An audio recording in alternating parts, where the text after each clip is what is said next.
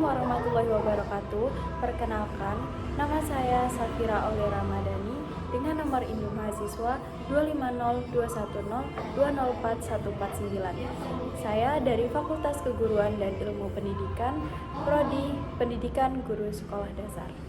Teman-teman sekalian, apakah kalian pernah membayangkan jika suatu hari bahasa Indonesia digunakan di bandara internasional, di ruang sidang PBB, atau juga bahasa utama dalam konferensi dunia?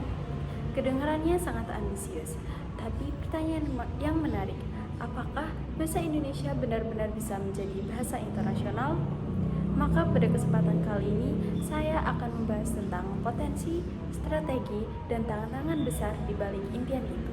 Menurut Park Ji-hyun dalam jurnal Potensi dan Tantangan Bahasa Indonesia menuju Bahasa Internasional yang saya kutip dari Jurnal Sosioteknologi ITB tahun 2015, pertumbuhan ekonomi Indonesia dan pengaruh budaya di Asia Tenggara membuat bahasa Indonesia mulai dipelajari oleh warga negara lain, termasuk di Korea Selatan. Beliau menulis, bahasa Indonesia mulai digunakan oleh penutur asing, terutama dalam konteks ekonomi dan pendidikan. Hal tersebut menunjukkan bahwa Indonesia tidak lagi sekedar sebagai bahasa nasional. Ia sudah mulai menembus batas negara, pelan namun pasti. Terlebih lagi dengan kekuatan budaya seperti musik, film, dan kuliner. Dari hal tersebut, bahasa Indonesia kini sering muncul di media sosial internasional. Disinilah pintu globalisasi bahasa mulai terbuka. Namun, untuk menjadi bahasa internasional, potensi saja tidaklah cukup. Menurut penelitian Dedi Setriawan tahun 2024 dalam artikel Strategi Internasional Bahasa Indonesia sebagai Bahasa ASEAN menyebutkan bahwa pemerintah telah menyiapkan langkah konkret. Program BIPA atau Bahasa Indonesia bagi penutur asing, diplomasi kebahasaan melalui kedutaan besar hingga kerjasama dengan universitas luar negeri. Beliau menuliskan bahwa bahasa Indonesia sudah cukup mendominasi di kawasan Asia Tenggara, namun diperlukan konsistensi dan sikap positif masyarakat terhadap bahasanya sendiri. Program-program ini menunjukkan bahwa internasionalisasi bukan sekedar wacana, namun sudah berjalan meski belum secepat yang diharapkan. Terlebih lagi di era saat ini, yakni era digital, peluang untuk mempromosikan bahasa Indonesia justru semakin besar.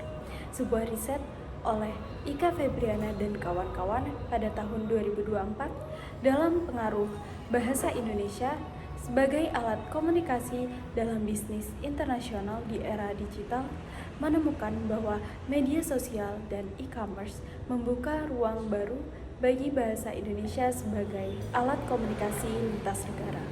Mereka menuliskan bahwa pertumbuhan perdagangan digital di Asia Tenggara berpotensi menjadikan bahasa Indonesia sebagai lingua franca regional.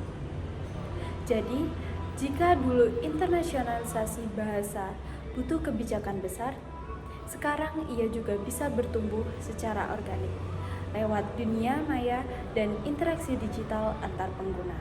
Terlepas dari besarnya peluang, masih banyak tantangan yang harus dihadapi. Menurut Septia Rizky Nur Abdi dan kawan-kawan pada tahun 2025 dalam jurnal Tantangan Bahasa Indonesia di Era Global dan Upaya Pelestariannya, dominasi bahasa asing, terutama bahasa Inggris, masih sangatlah kuat. Menurut mereka, dominasi bahasa Inggris menimbulkan kekhawatiran terhadap penggunaan bahasa Indonesia, terutama dalam bidang pendidikan dan teknologi.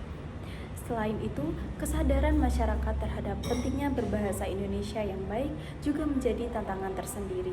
Ironisnya, kadang penutur aslinya sendiri lebih bangga menggunakan bahasa asing, sementara di luar negeri ada orang yang justru dengan semangat belajar bahasa Indonesia melalui adanya program BIPA.